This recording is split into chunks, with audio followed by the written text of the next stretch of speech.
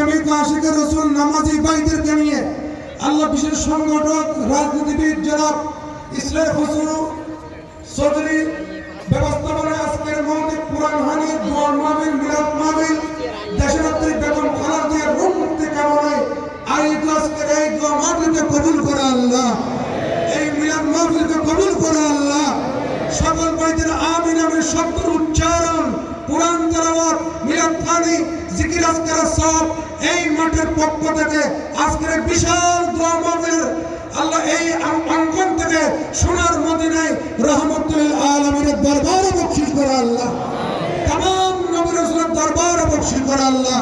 সাহাবায়ে কেরাম, তাবেঈন, তাবেঈন সারা বিশ্বের মুমিন মুমিনাত, মুসলিমিন মুসলিমাত, আউলিয়া কামিলিন, বুজুর্গানাদিন, গাওসাতুল দস্তগীর, খাজা গরিব নওয়াজ শামসুল জওহর, শামসুল সিরিকুল পারাউলিয়া, সিলেটের 360 আলিয়া গাওসুল আজম মেজবান্ডারির দরবারে বখশিশ করে দাও। বন্দর এলাকায়, চট্টগ্রাম মহানগর এলাকায় যত ইমানদার ভাইবোনেরা কবরবাসী প্রত্যেকের পাকে বখশিশ করে দাও আল্লাহ। আমরা হাত তুলেছি, আমাদের সকলের মেহমান আব্বা আম্মা দাদা দাদির মুরব্বিবৃন্দ কবরবাসী সকলের আলোয় পাকে বখশিশ করে দাও। এককালের আল্লাহ প্রেসিডেন্ট শহীদ জিয়াউর রহমানের রূহ পাকে বখশিশ করে দাও আল্লাহ।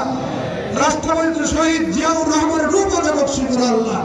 রাষ্ট্রপতি শহীদ জিয়াউর রহমানের রূহ বখশিশ করে আল্লাহ। জীবনের গুনাহ মাফ করে জান্নাত বখশিশ করে আল্লাহ। সমাজসেবক, শিক্ষানবী, রাজনীতিবিদ, সংগঠক, ইসলামের